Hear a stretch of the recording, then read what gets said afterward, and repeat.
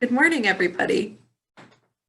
So today we'll be talking about the shift of seasons, the end of summer. And I want to start my message this morning with a story. This is the fable of Tweezle and her fellow field mice. This is a familiar story. It's told in lots of different variations, but I first heard about Tweezle through the Serendipity Chronicles, which was a series of children's books written in the 70s and 80s, I believe, by Stephen Cosgrove. So credit to Stephen Cosgrove for the name Tweezle. So this happened in a place far, far away, near really nothing else, where there was a large green meadow. And in that meadow lived a community of field mice. And the field mice that lived in this meadow spent all of their time, every day, playing and frolicking in the sun, running about in the flowers and the tall grass, and just enjoying every day. All of the field mice, that is, except for Tweezle. There was something different about Tweezle, in that she was always busy preparing for something. Every morning when she woke up, she would have her breakfast, and then she would go about busily collecting sticks and twigs because she was building a special cave to get through the winter. When she wasn't collecting sticks for her cave, she was harvesting berries and nuts to get her through the winter. And when she wasn't harvesting berries and nuts, she was knitting sweaters and warm socks. The other field mice didn't understand Tweezle, and they were always trying to get her to join in on their games. "Play with us, please, Tweezle," they would say. "Please play with us." And Tweezle would say, "You know that I can't play with you. I'm very busy. Winter is coming and I'm preparing." And the other field mice would laugh at her. And eventually they stopped inviting her to play with them. And what often happens in groups of people or groups of mice where one is very different from the other, the others eventually start to make fun of and bully the one that's different a little bit. So one day, the field mice decided that they would play a trick on Tweezle. And they went through the meadow and they gathered all of the pollen from the flowers that they could. And they gathered up enough pollen that all of their arms were full. And they climbed up a tree that they know that Tweezle passed by every day on her way to collect sticks. "Tweezle, Tweezle," they said from the tree, "play with us, play with us." And Tweezle looked up and she heard their voices, but she couldn't quite see them. And she said, "You know that I can't play with you. I'm busy. I'm preparing for winter. Winter is coming." "Oh no," the other mice said, "winter is already here." And they dumped the pollen that they had collected all over Tweezle. And it dumped onto her like a big pile of snow. This really upset and embarrassed Tweezle, and she began to cry. And she said, "You'll see, winter is coming. I'm telling you, you'll see, winter is coming." And the other mice just laughed at her. And for a little while longer, the summer continued as normal. And then summer went into fall, and then one day the field mice woke up and there was a blanket of white snow all across the meadow. And at first this was fun, and the mice played in the snow and they had snowball fights and they made snow angels. But then as the day went on, it got colder and colder. And the mice began to shiver and they huddled together and they said, "What are we going to do? Surely we will die. We are not prepared for winter." And one of the mice said, "We must go to Tweezle's. We must go to Tweezle and we must tell her how sorry we are and plead her forgiveness and ask if we can stay with her." And so all of the mice made their way to Tweezle's little winter cave. And they knocked on the door of the cave and Tweezle answered the door, and the mice could see that she had this beautiful fire going in the background, and she was wearing this cozy sweater that she had knit that summer. "What do you want?" she said to the frozen, frigid, shaking mice at her door.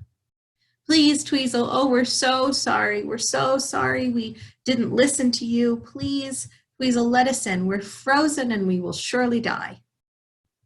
And Tweezle looked at the mice and she said, "No, I'm not letting you in. You humiliated me and you ridiculed me and you didn't listen to me, and you get what you deserve. You can't come in." And she slammed the door on the mice, and the mice cried and beat their chests, and they said, "Oh, we have been condemned to die." And Tweezle went back into her warm little cave, and she sat by her fire, and she started to think.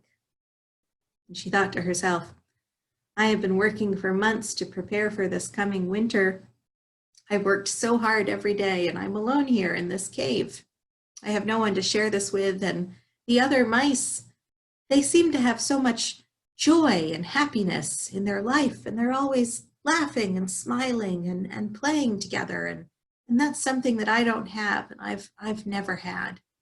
And maybe if I let the other mice in to my warm winter cave, I can feel some of that joy that they feel." So she put on her winter coat and her boots and a hat, and she tromped out into the frozen meadow to find her fellow field mice. She found the other mice, and she said, and they were all in a very frozen, huddled mass, looking very pitiful. And she said, "I have watched you for months have all of this fun and enjoy each other's company, and that's something that I've never felt. And I have this warm cottage full of nuts and berries that can get us through the winter.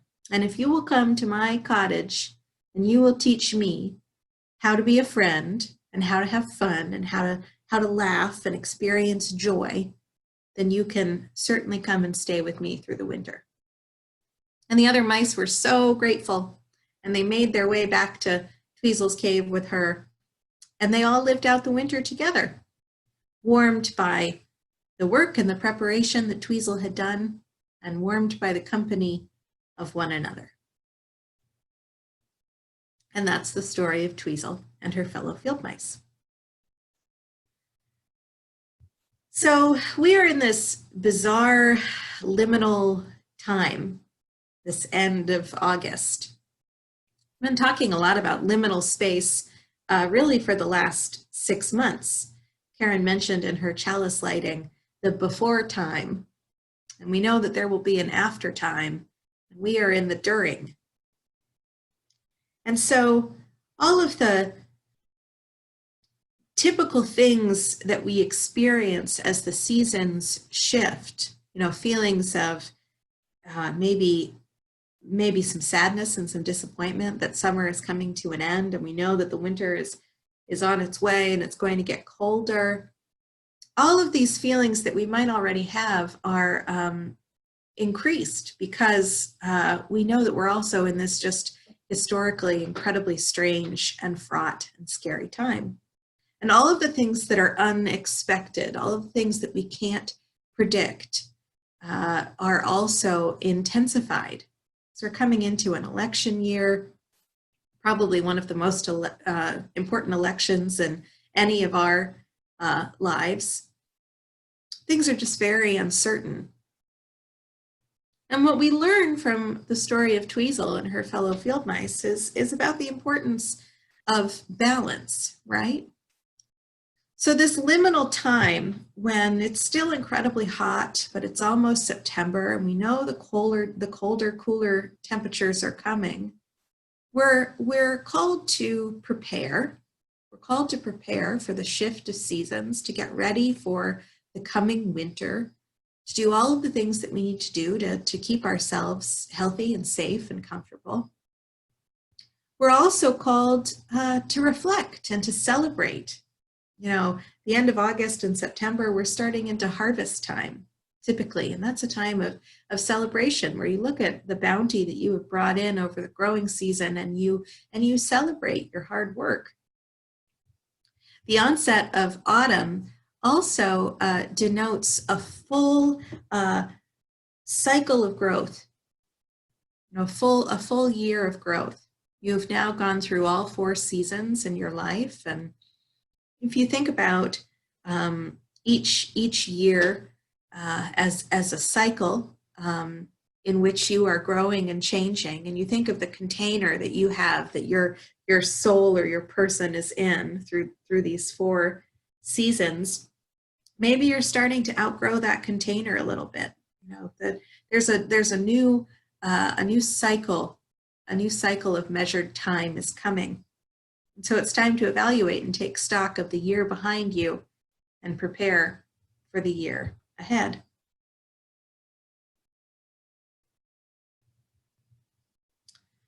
There are 4 pillars of self that we need to attend to and consider as we prepare for this shift in seasons. And those are our physical selves, our emotional selves, our mental and our spiritual selves. It's time to begin to take stock of all of those different pillars of self. What feels particularly empty?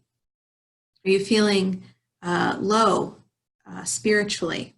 Are you feeling lonely? You know, Karen talked about our need for human contact right now, and how the way that we connect with each other is so different, and for so many of us is so inadequate.